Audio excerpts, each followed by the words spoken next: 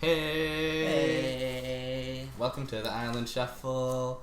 My name is Bean Levier. My name is James Brown. This is the podcast where we watch Lost out of order, in an order determined completely randomly. And not only is this that podcast, but guess what today is? What is today, Bean? Today is day one of the NBA Finals. Hey! Give it up for Mr. Curry. Let's bounce that ball. Bounce that ball. Kevin, LeBron, do your best, boys. I think that's a slam dunk. I think it's a home donkey. And here's the thing. I bring this up because I was reading an article on disgraced former GM of the Sixers, Sam Hinkie. I don't know if you've heard of this fellow. R.I.P. R.I.P. He is dead to the Sixers, at least. He spent several years doing a brutal scorched earth style takedown of teardown of the Sixers roster, where people tank for draft picks all the time, but this was an unprecedented level of trading away talent just to have young draft picks, and it basically meant that the Sixers were garbage for years and years and years. Very, very bad team. Very, very bad team. I know very little about basketball, but I do know they were a bad team. And it's Sam Hinkie's fault. And he was a firm believer in what he was doing, and it may pay off dividends. Anyways, I don't want to. This isn't a basketball podcast, I guess. But I bring him up because there's this profile of him that they did last year in Sports Illustrated, and I was skimming through it, and I wanted you to read this direct quote from former GM of the Sixers and believer in the process, Sam Hinkie. Sam Hinkie says, "Why do we watch basketball games front to back? Why not watch games back to front or out of order?" Oh my god! Yeah, and I read that, and I was like, that classic Hinkie, what a character. And then I was like, oh fuck, that's literally our fucking podcast. What we're doing. We are of a kin with this fucking loser who ruined a team, or maybe he made him great now, but we don't know yet. That's really funny. I love that. So we could call this the process. Yeah, this is the process. This is the process of podcasts about TV shows. It could possibly be the proper way to watch Lost. Yeah, I think that's what we're on our path to discovering.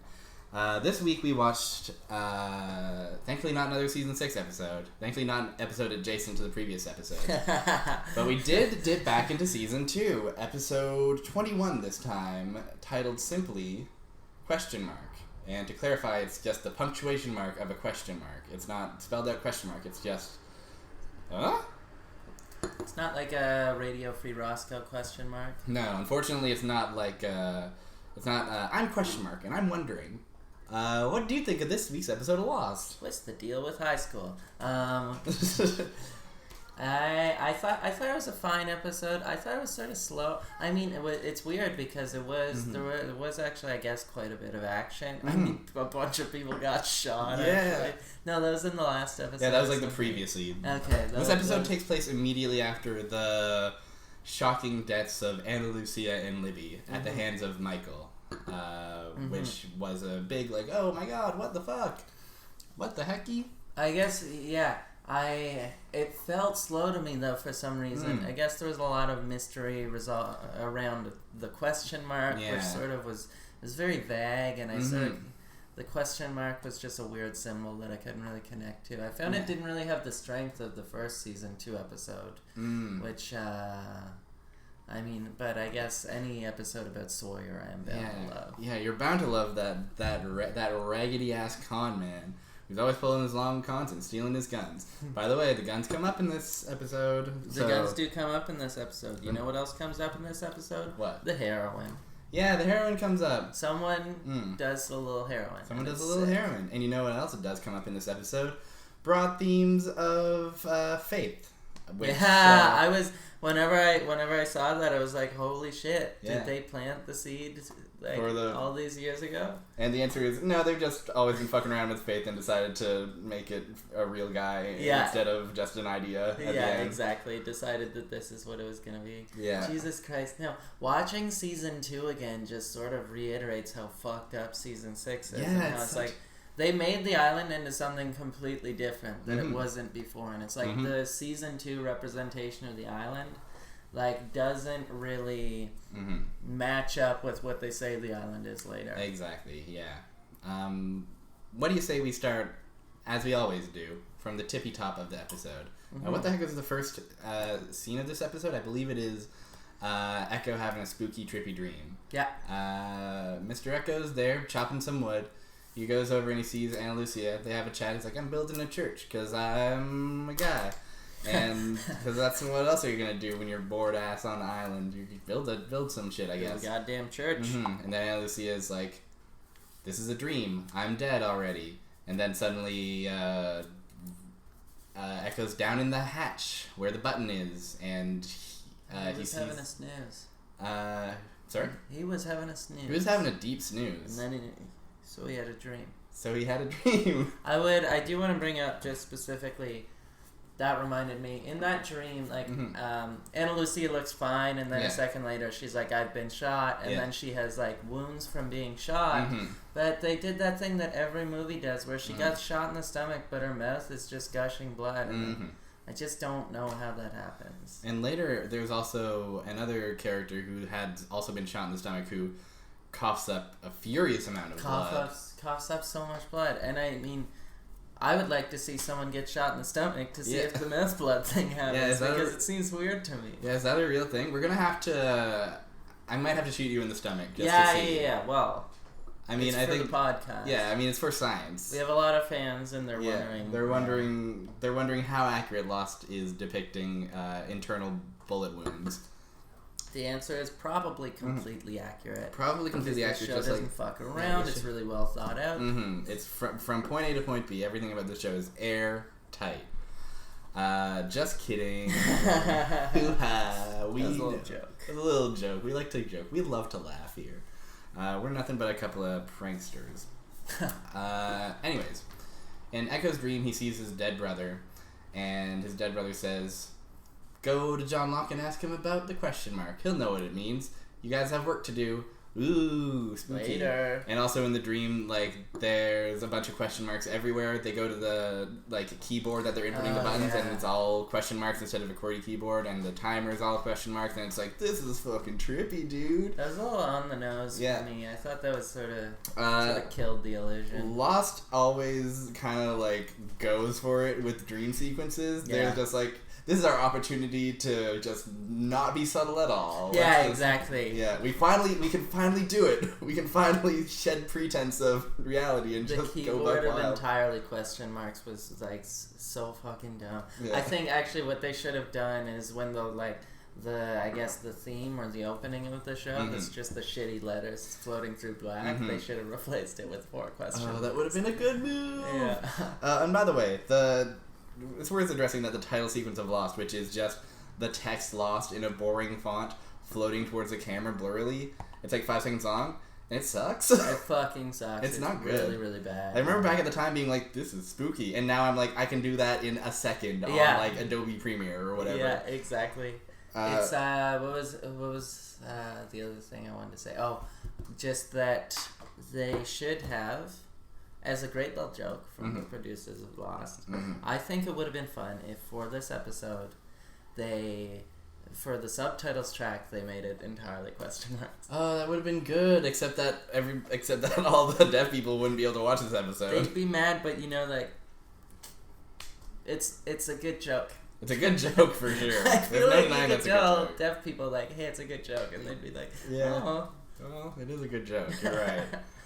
I trust the show. They know what they're doing. They know what they're doing. So this episode kind of all revolves around Mr. Echo, who's a character who mostly only exists for season 2, as do the 2 characters who are shot and die in this episode. Yeah, they're part of the tail section of the plane, quote unquote, and I think I mentioned them briefly in the last season 2 episode we touched, but they're basically a group of characters that when the plane broke apart in midair, their section of the plane got tossed way off, and everybody was just like, there's no way they could have survived. Guess what? Start of season 2, turns out they're there. A lot of them survived. And they made their way to here. They survived the plane crash, but you know what they can't survive? Life on the island. They can't survive life on the island. Because they all die all the time. They actually every single one of them, with one exception, every single one of them dies very easily. Dies like in... It really sucks how they did that, and they just no regard for probability or just the fact that maybe the people that weren't the original gang maybe they can become part of the cast. And no, it's just Lost was one of the first shows that I remember where it felt like anyone can die. Yeah. Oh my goodness. But then, when they kill these characters that they just introduced at the start of the season, it feels like fucking who cares? Yeah. I haven't you really know that they're not gonna kill a fucking Jack, Kate, Locke. Well, I guess they eventually do, but they bring him back. So yeah, exactly. I don't think it counts if you bring the character back after you kill them. If you still kill them. Yeah, if the cast member's still getting paid, I don't think it quite counts.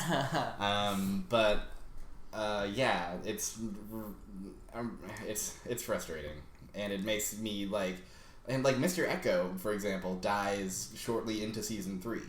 So we spend a lot of time with him, and he's a fucking actually cool character. I like Mr. Echo a lot. I like him more than a lot of kill Charlie. Yeah. Kill Charlie, keep Mr. Echo around. Ooh, yeah. I mean, they do kill Charlie. Good. I think though, with the tail section, I think it is fair that if you get to board first, you die first. That, that's fair, except that usually the people who board first are the first class types up in front.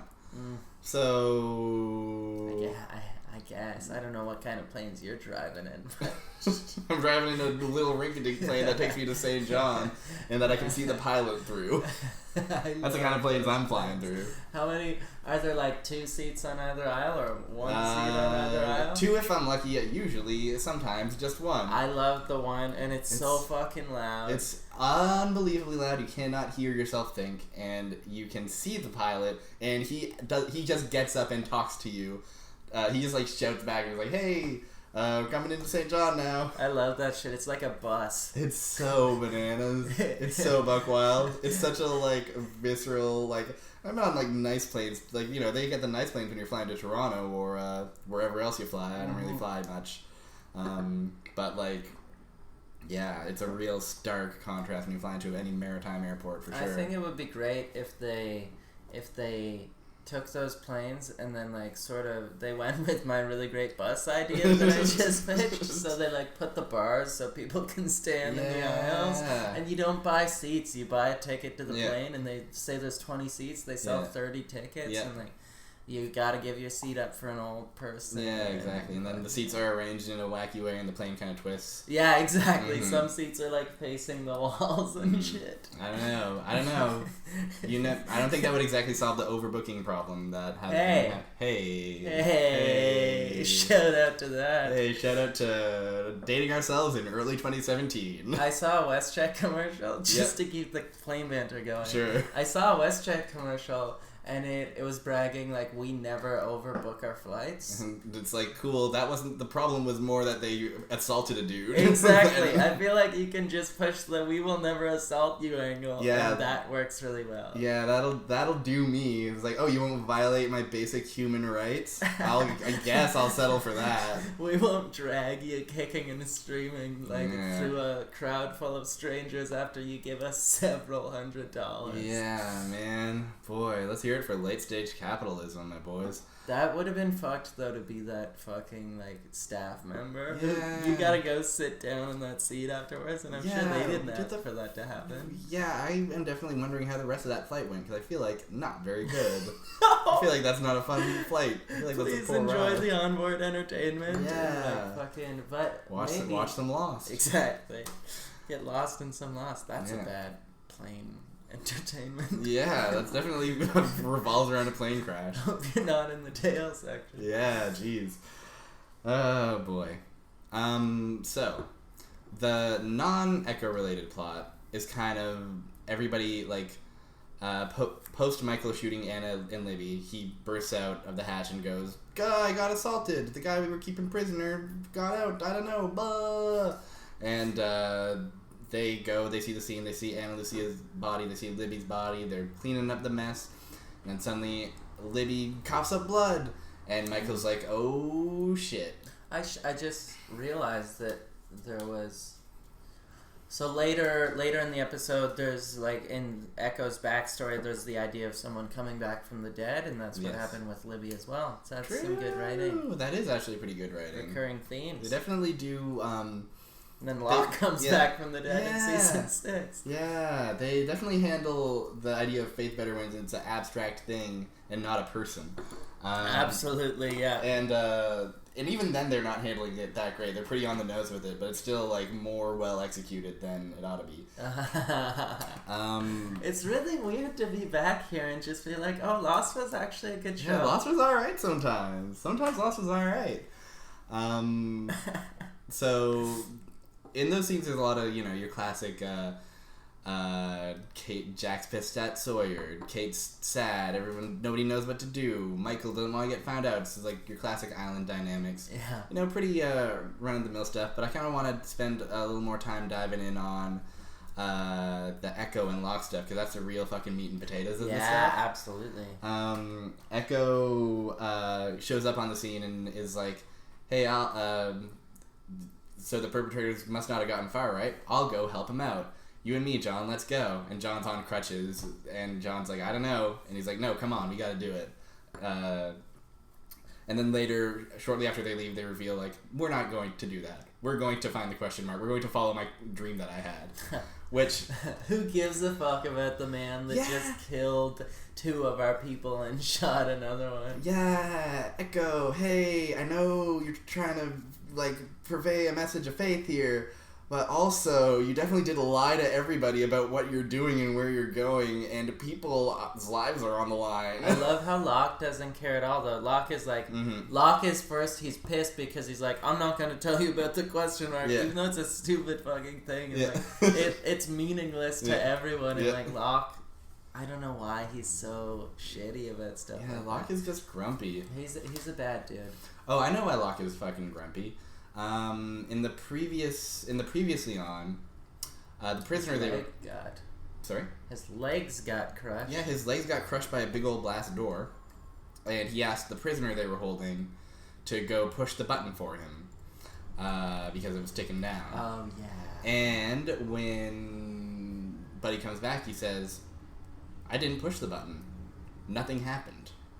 And so Locke's like, I guess this whole button that I've had faith in is a whole scam. But you know what, everybody listening, don't worry. He did push the button. He did push the button. It was the prisoner was lying. The button is, in fact, the audience doesn't know this yet. The audience does not yet know the button as a significant thing, but I know because I've seen it, and you know because you've seen it, but the button does do a thing if you don't push it. I guess this is where they're really testing the audience's faith in the button. A really incredible thing for a show to do. How much does the audience believe in the button? So Locke pulls out this map that he scribbled that he very briefly saw for a split second while he was crushed, that had a big question mark in the middle. And that's the question mark that he's referring to, and he says, "Here, this is it. I don't know what this is. I saw it once. It's nothing. It ain't nothing."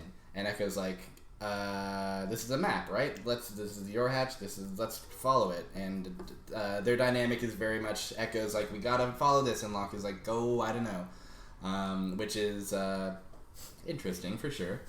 It's a very this is the like part of the show where Locke has a crisis of faith. Locke usually spends most of the show being like, "I believe in the island steadfastly," and this is his first time, I think only real time as far as I know. There's a couple other times where his faith wavers, but this is the only time where he's like, where he really severely has an honest-to-goodness crisis of faith. He absolutely rejects the idea of destiny altogether. Yeah, he does. Sort of like his character trait before. Yeah, absolutely. But, I mean, he's a bit of a loser. Yeah, he's a bit of a dweeb. He doesn't have much going for him. No. He lost his legs again? He lost his legs again. The island gave so much, and then it took it away. Does he... So, Locke, just for a second, does he actually want to get off the island?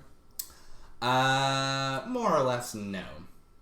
Short answer, no. He would assume that if he gets off the island, he can't walk again, right? Exactly. If you're unfamiliar, one of the first Locke things we learn about Locke is that he was in a wheelchair before he was on the island, and then when the plane crashed, he got his legs back. So his faith in the island is much more devout than most. Even back before the show got real explicit with that stuff, he was always like on the forefront of gotta believe in the island, baby. It gave me my legs back. And I really liked that scene where they revealed that, and Locke just keeps yelling like, "Don't tell me what I can't do!" Oh, that's a classic scene. Don't tell me what I can't do! For a lot of people, that's like the first like, oh, this show's something else moment. Yeah, no, it touched me. I was like, holy shit, they're like pushing real fucking like believe in yourself message right here. I was 12 or something, and I started to believe in myself at that moment. Yeah, dude. All you gotta do is crash on an island, and all your problems will be solved. But just like the island, and just like the show Lost, I stopped believing in myself. Yeah, exactly. We went on a journey not unlike Locke's in this episode. So eventually, their travels take them to a burnt-up plane that has a history with Echo, a history with the island. This is where the heroine came from. The plane also plays a critical part in Echo's backstory. Should we get into that? Because this episode's all about Echo's flashbacks. Let's get into Echo's backstory. It was a good one. Yeah, I liked it. He's interesting. He's half criminal, but he seems like a better person than most of the people. Yeah, exactly. He turned on a life of crime, but his brother became a man of the cloth, and I like that term. That's true. I guess, yeah. I didn't even think about that. His brother became a man of the cloth. The cloth. Cheesecloth. He was a cheesemaker. Oh boy. Anyways, Echo was supposed to fly this plane full of drugs out of Nigeria. Please. Oh, man of the cloth. I just like it. It's good. I feel like I've heard it before, but it's never used casually like I just did. No, it's always used reverently. That's really funny. He's a man of the cloth. Or like maybe a sassy PI does it, like, oh, he's a real man of the cloth. Yeah. And it's like, no, I was very matter of fact about it. He's a man of the cloth. Oh. Well, what do you do? Oh, I'm a man of the cloth.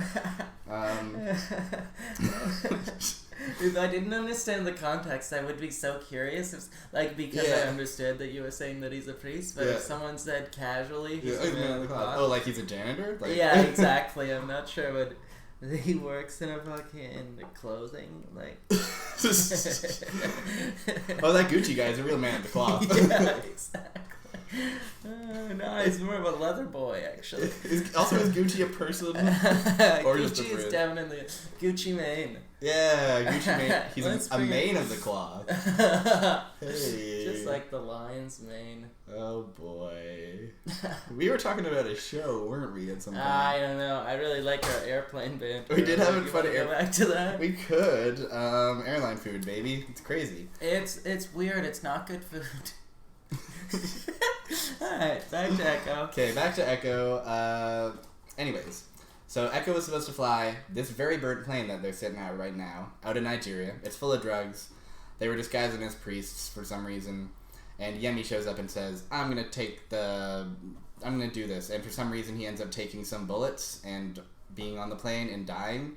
And so...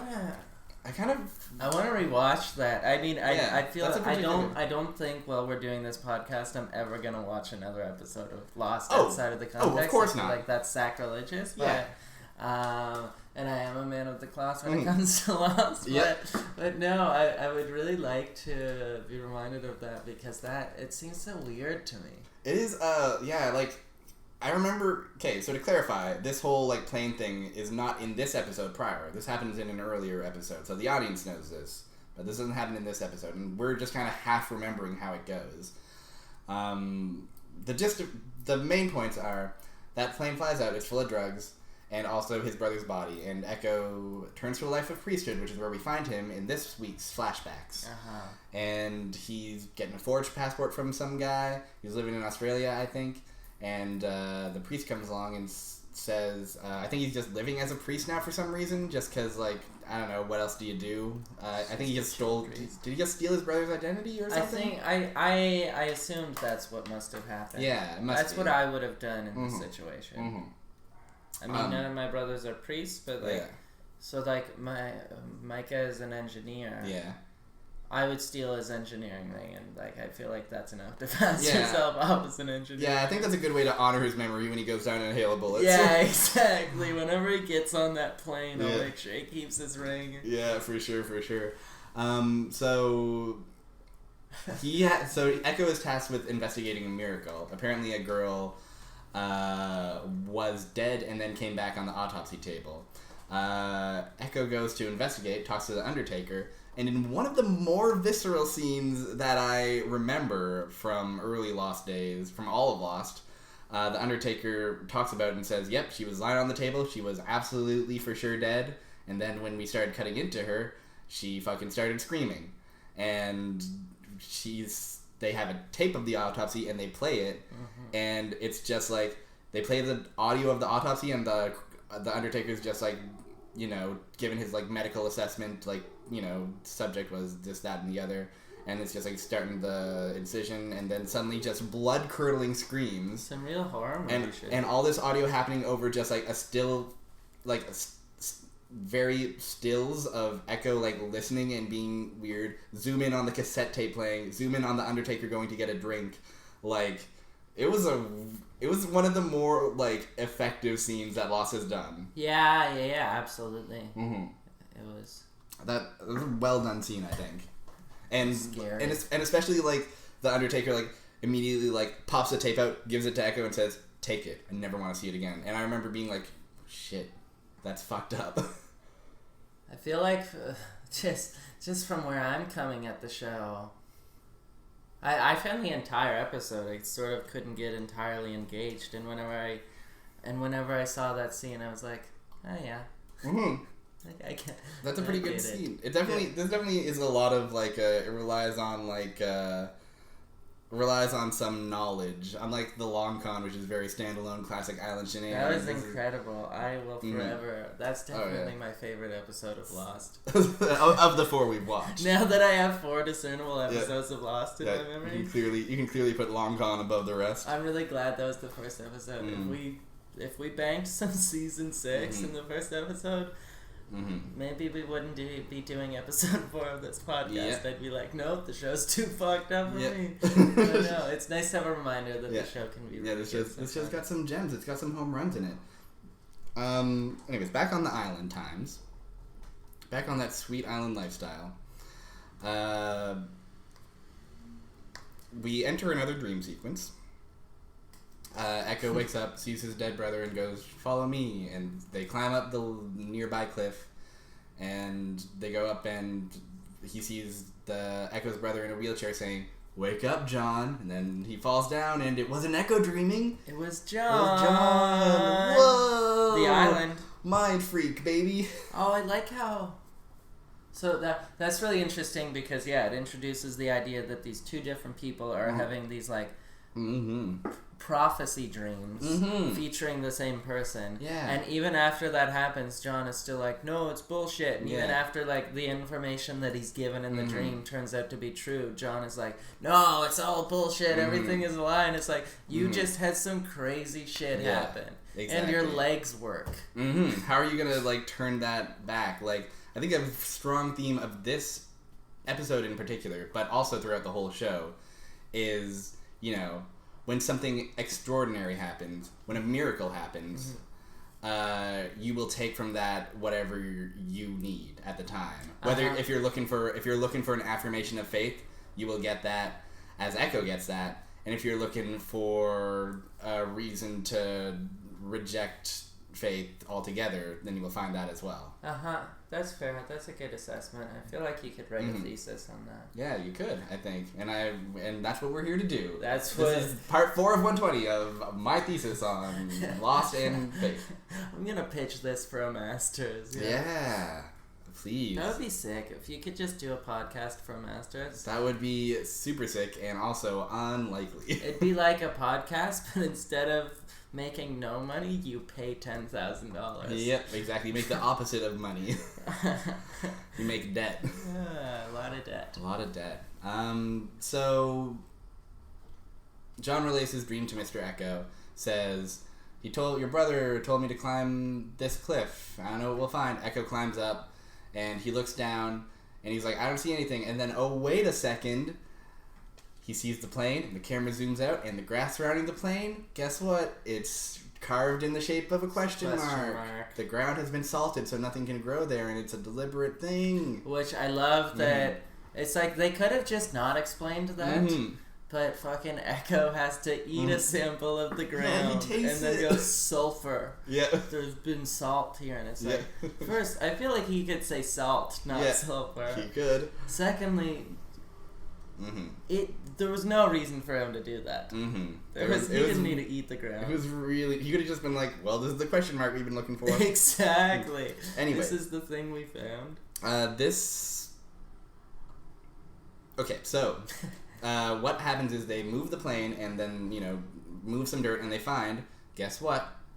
Fresh hatch, baby.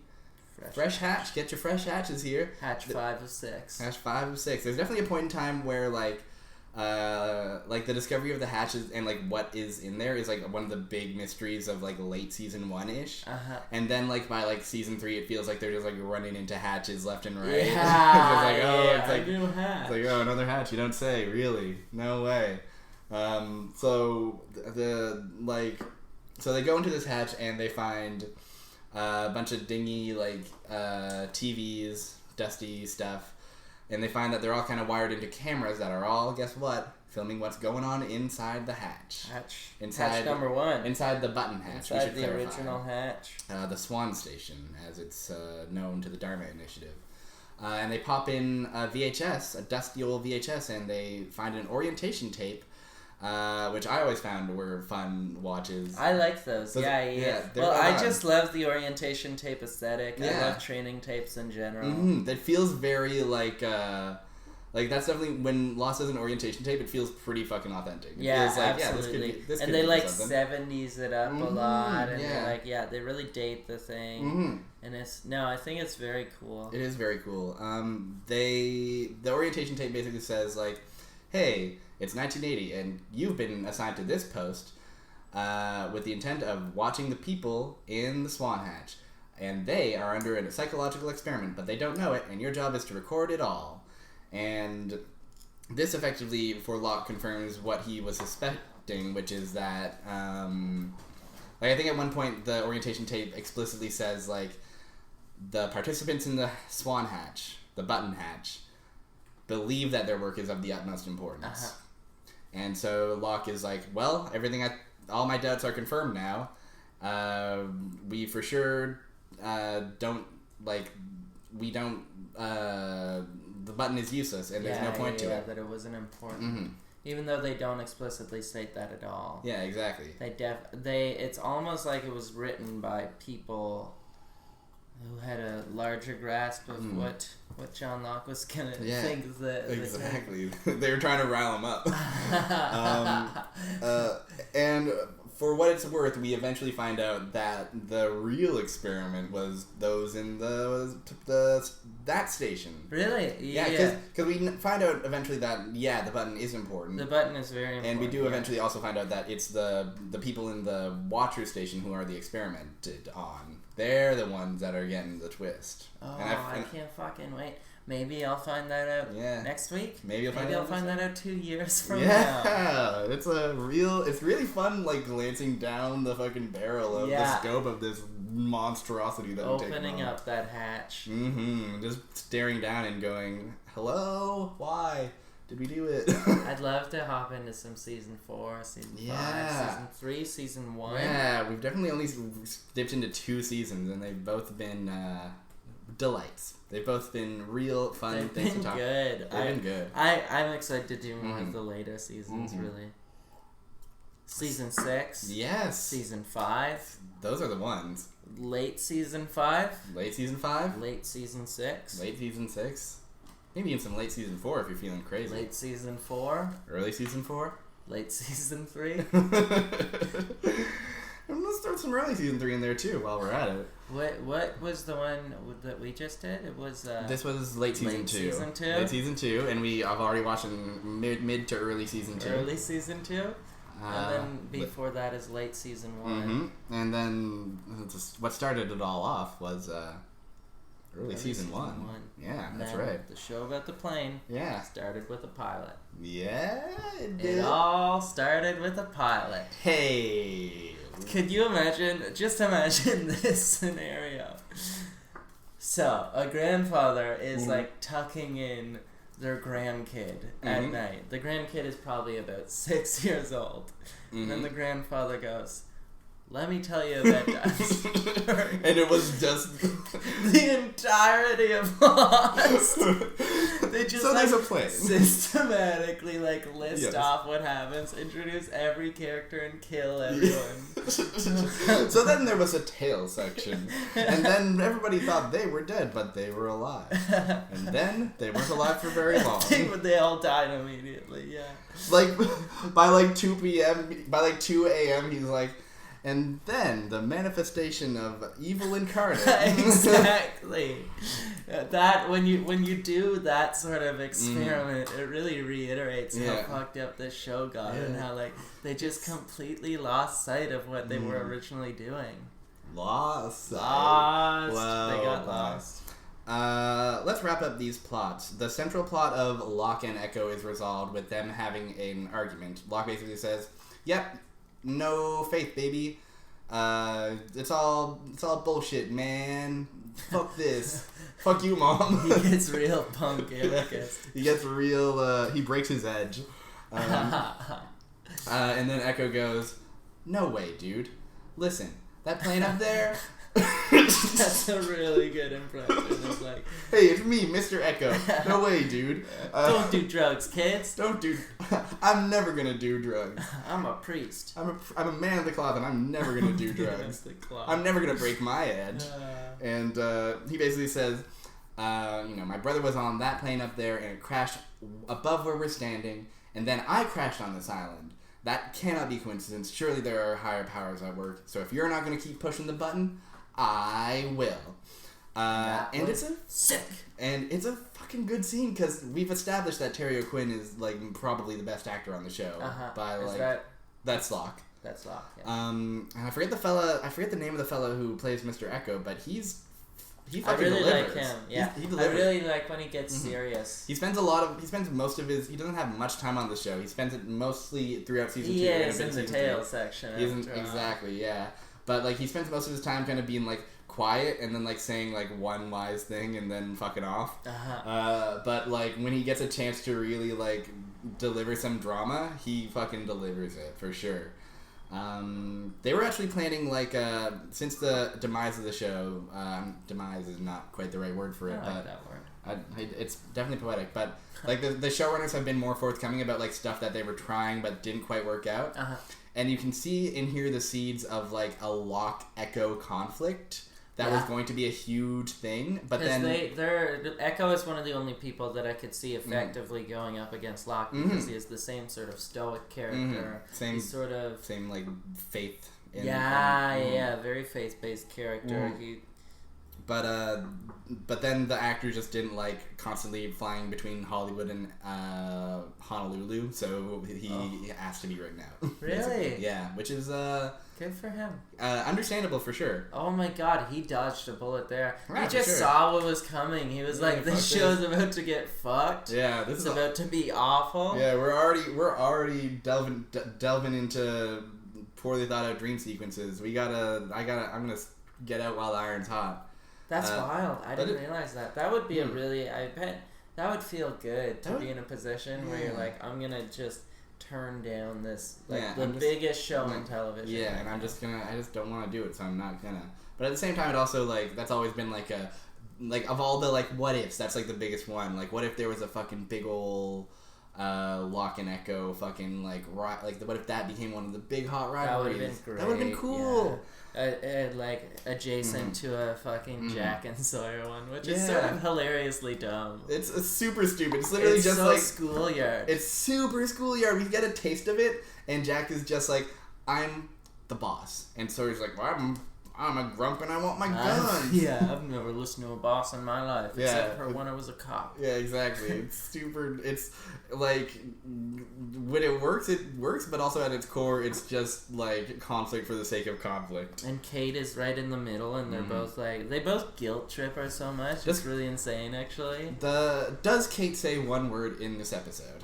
Does Kate say even one word? I think she looks longingly. She does look longingly. She is sad, and when Libby passes away, she mostly is there to be sad in this episode. Hurley is also quite sad in this episode. Yeah, I did want to talk about Hurley. That's a real fucking heartbreak. That guy never wins. He never wins. But also, Libby's only real characterization is love interest of Hurley. So maybe do a better job with your female characters. Yeah.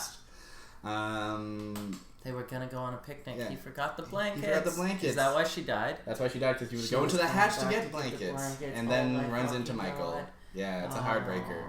But also Hurley killed Libby. But also this show has a real bad habit of like killing women so that men can be sad. Yeah. Which is like a classic bummer move. But they did that with Saeed's girlfriend. They did. They did that. Who else did they do? Two of Saeed's girlfriends, I think. They did that, I guess, Anna Lucia is sort of that for Jack, because he was like... I guess, yeah, they did have a brief thing, didn't they? In the gun episode, they were like very close. They were like sort of the only two who believed each other at that point. And I think they do actually, they might actually bone down at one point, but I cannot recall for the life of me. I mean, on that island... Hey, Horny Island, baby. Horny Island. That's what they should have called it. That would have been so sick. Those fucking white letters floating out from the ether, and it says Horny Island. You gotta watch this new show, Horny Island. It's an incredible like thriller. There's like horns everywhere. Yeah, it's just like bending all kinds of genres, and it's telling this. It's really like spinning this crazy yarn like I've never seen before. It's the first real porno thriller that we've seen. Yeah. It's shot-for-shot remake of Lost, except just everyone's nude from the waist down. From the waist down. But they're wearing like sweaters. Huge sweaters and parkas. But their dongs are fully up.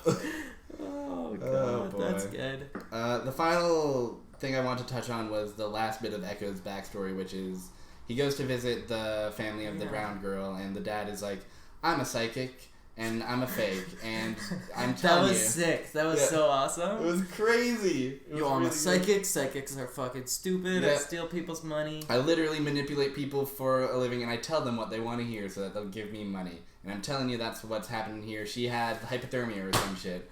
And Echo's like, alright, I'll go tell him it's not a miracle. Then later, at the airport, on the flight 815, that fateful flight, the girl shows up, the brown girl shows up and says... Hey Echo, while I was between places, you may not believe me, but your brother says hello and that you're doing good and that he believes in you. And so, and Echo's like, fuck off, buddy. I don't talk to about my dead brother casually like that. Go away. But then he crashes on the island and finds his dead brother's body and above a station full of cameras. So his faith renewed. It's restored. It's restored. He's a priest again. He's a priest.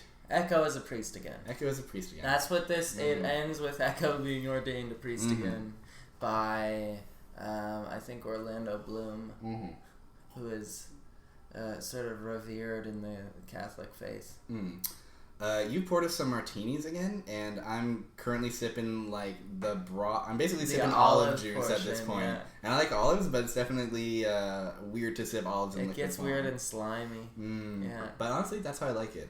What did you think of the episode? Ooh? I thought the episode was I thought it was fine. I mean, I didn't think it was amazing. I thought it was fine. I thought it was... They were sort of... I think, I guess, it's near the end of the season, and they really are building up to this big thing, but I just didn't have all the lead up, so all of the reveals didn't really have much of an effect on me. And especially because, I guess, just knowing that it all becomes so inconsequential later on when the show decides that it's not going to be the same show that it is. Especially all the Echo stuff, knowing that he dies, 10 episodes later. Yeah, exactly. Mm-hmm. That, this really interesting, good character will not have any standing on, the larger effect of the show. Mm-hmm. It does sort of take away from it when what they're trying to do is specifically create something that seems very important at the time. Mm-hmm, mm-hmm. But I thought it was a more effective way to do a TV show than the past 2 episodes we watched. For sure. It was interesting, and I can recognize that mm-hmm. they did do at least an okay job of sort of pushing the story forward that they had created before, mm-hmm. and Libby died, mm-hmm. and I guess that's sort of pushing the story forward, but also, like we said, it's sort of ridiculous to just kill off these tail characters all the time. Yeah, to be they have to bring Hurley in and make him sad to sell the sadness of it. Exactly. No one else is really sad about it, and they completely neglect to tell Hurley that Libby is dying. Yeah, they take their sweet time with it. That was really dumb. Yeah, that was very dumb on their part. But I thought it was fine. It's I think it's a 5 out of 10. Yeah, it was it's a fine ep in the grand scheme of, I think in the grand scheme of things, not grand, but there's a lot of you see and hear a show that much better navigates the themes of faith and what ordinary people do when confronted with the extraordinary. Much better handled in this episode than in the later episodes. Also much better handled the backstory of a sort of complex character. Yeah. And actually making I felt for the characters. Yeah, and making the backstory relevant to the present story. Because, absolutely. Because we're kind of why is Echo so feverishly faithful to the island, and then it's he got a literal message from beyond the grave from his brother, and then crashed on an island where all this shit was happening.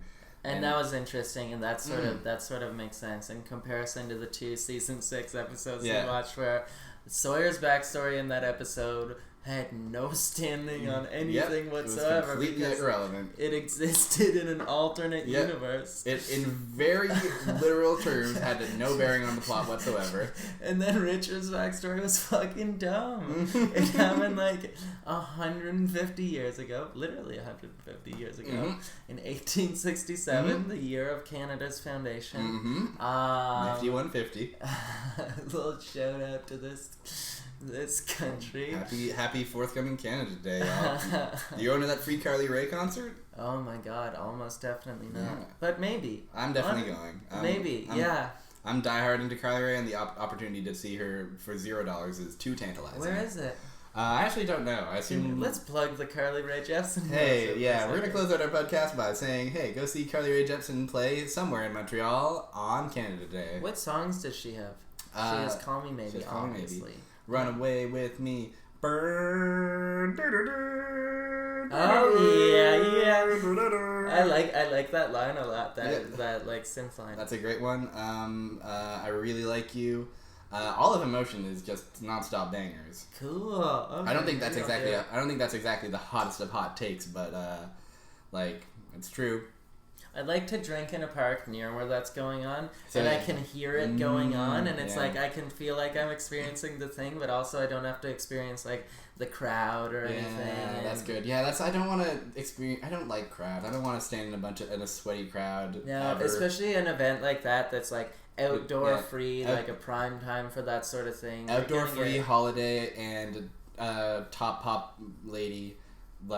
You get that weird group of there's the weird family over here, and there's the weird girl and her boyfriend over here. That the boyfriend seems like sort of a douche or something, and then the huddle full of crusties, crusty people who are just free concert, and they're clearly they're probably pissing at any given moment. They're so fucking... It's 2 p.m. and they're so loaded. Did I ever tell you about the time where I went to see... Back in Ottawa, I went to see David Byrne and St. Vincent play. Jesus. They played in Ottawa? They played in Ottawa, which was fucking awesome, first of all. And except for the experience where a couple people behind me fella just whips it out, starts pissing. This is fucking word. And this is not like... I don't like David Byrne, St. Vincent. Yeah, there's like an orchestra. Was that at Blues Fest? Or? I don't think it was Blues Fest. I think it was unrelated to Blues Fest. Okay. But it was definitely like fucking like 4 p.m. It was definitely like bright afternoon outdoors. That's gross. It was nasty, and we like yelled at him for it because he almost pissed on us. Of course. Fucking nutty. Oh my god. Anyways. Good for him though. Yeah, I mean, he gave us all permission to do it. Yeah, he's living his truth, and we ought to live ours. Yeah. Do we have any more things to say on this episode? Because I think we're clearly running on empty. I don't think so. I'm looking forward to the next one. Yeah. I hope it's either a bit more fucked up or just like a bit more. I just care a bit more, I guess, because this one just didn't quite do it for me. That's one thing is that like when the early episodes try to get fucked up, it doesn't feel like I remember it felt disingenuous back then, and it feels disingenuous now, and so I kind of would rather it go all the way in its fucked upness the way season 6 kind of does. I agree completely. That's entertaining. Yeah, that's way more entertaining to watch, to just be like, the alternate timeline, I guess, sure. Instead of just like, what if a dream talked to you? Yeah, exactly. And it's like, well, firstly, I've seen it before. I haven't seen this idea introduced that, like, hey, we're going to show an alternate timeline that has no bearing on the show whatsoever. I've never seen that before. Yeah, that's definitely a very unique idea that pertains only to Lost. No one else will ever do that. No, you're never going to see that anywhere else. Yeah, that's what I think. I think it was fine.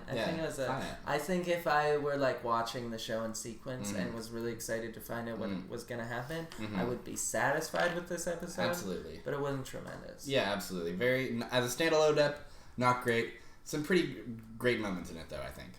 I think that about wraps it up for us. Signing off, this is Bean. This is James. And lose the lost. Lose it. Shuffle that island. Shuffle, baby. Get lost. Get lost.